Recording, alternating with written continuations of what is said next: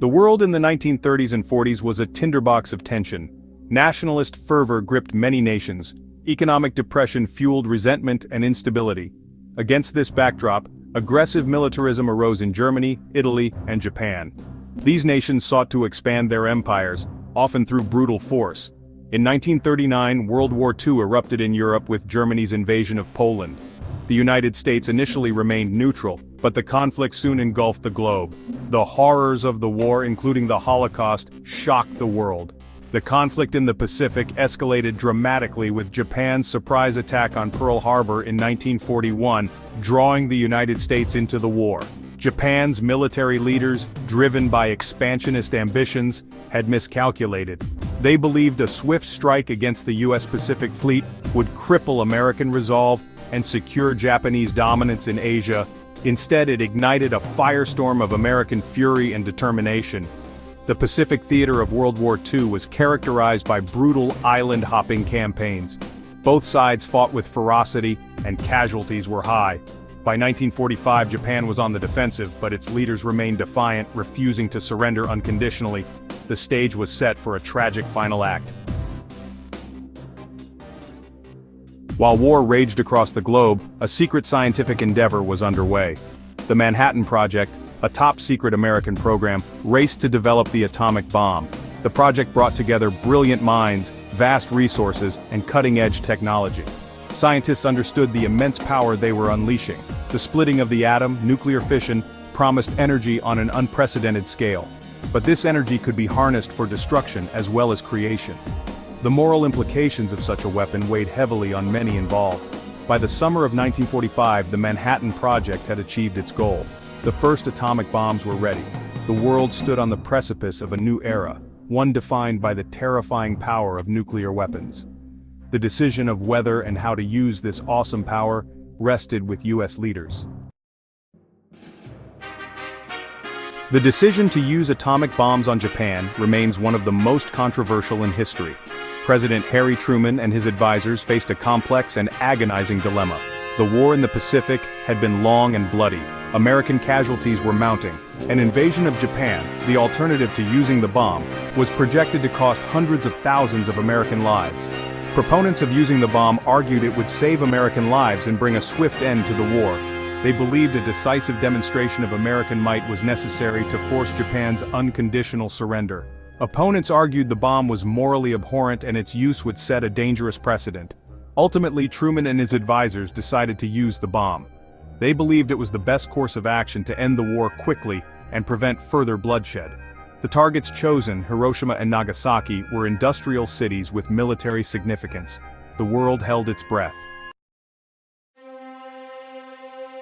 On the morning of August 6, 1945, the American B-29 bomber Enola Gay took off from Tinian Island, carrying the atomic bomb nicknamed Little Boy. Its target, Hiroshima, a city of 350,000 people in southern Japan. The world had never seen a weapon like it. At 8:15 a.m. local time, Little Boy detonated over Hiroshima.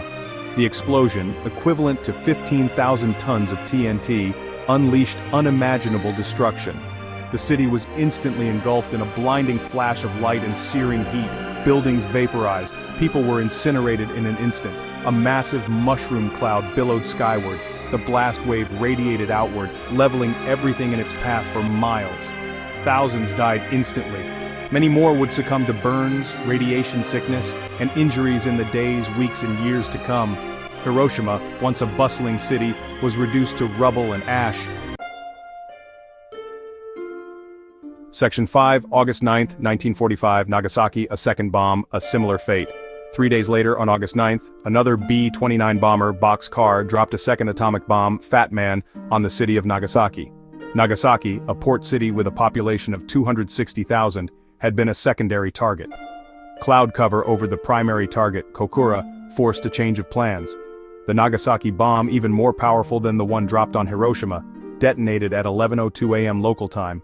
The blast, equivalent to 21,000 tons of TNT, carved a crater over a mile wide and unleashed a wave of devastation. Thousands perished instantly.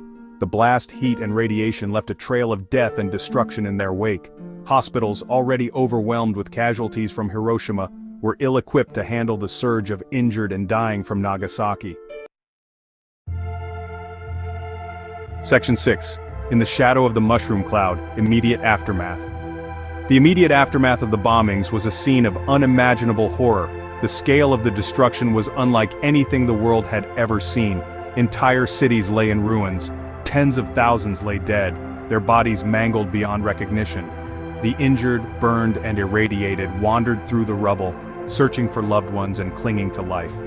In the wake of the bombings, a stunned silence fell over Japan. The government, initially hesitant to acknowledge the true extent of the devastation, was forced to confront the horrific reality. The world watched in shock and horror as images of the devastation emerged. On August 15, 1945, Emperor Hirohito announced Japan's unconditional surrender, ending World War II. The war was over, but the world would never be the same. The atomic age had begun, and with it, a new era of existential threat. Section 7. Scars on the Soul.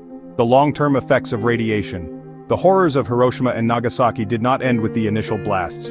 The invisible killer, radiation, continued to wreak havoc on survivors for decades to come. Many who had escaped the initial blasts and fires later developed radiation sickness.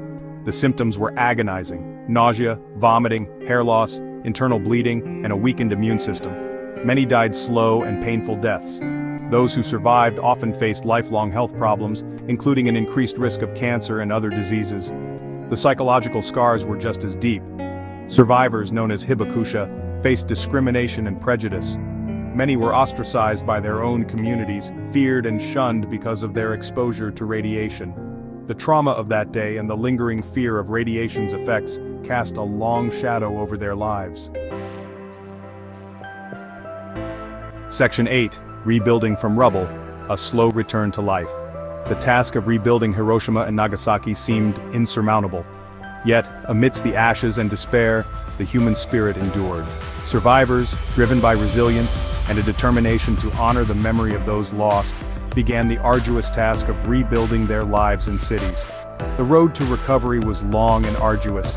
The cities faced immense challenges: a devastated infrastructure, a shortage of resources, and the lingering health effects of radiation. But slowly, brick by brick, life began to return. New buildings rose from the rubble. Parks and memorials were created to honor the victims and serve as stark reminders of the horrors of nuclear war. Hiroshima and Nagasaki, once symbols of destruction, transformed into beacons of peace and resilience. Section 9. A World Forever Changed. The Legacy of Hiroshima and Nagasaki. The atomic bombings of Hiroshima and Nagasaki marked a turning point in human history. They ushered in the nuclear age, an era defined by the terrifying power of atomic weapons and the ever-present threat of global annihilation.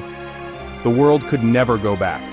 The bombings sparked a global debate about the morality of nuclear weapons and the consequences of their use. They fueled the Cold War arms race as the United States and the Soviet Union competed to build larger and more destructive arsenals. The specter of nuclear war hung over the world. Yet from the ashes of Hiroshima and Nagasaki, a global peace movement emerged. People around the world, horrified by the devastation, demanded an end to nuclear testing and a reduction in nuclear arsenals. The hibakusha, survivors of the bombings, became powerful voices in the movement, sharing their stories and advocating for a world free of nuclear weapons. The legacy of Hiroshima and Nagasaki is a complex one. It is a story of unimaginable destruction and human suffering, but also of resilience, hope, and the enduring human spirit. It is a stark reminder of the devastating consequences of nuclear war, and a call to action for all nations to work towards a world free from the threat of nuclear annihilation. The lessons of Hiroshima and Nagasaki are as relevant today as they were in 1945. We must never forget.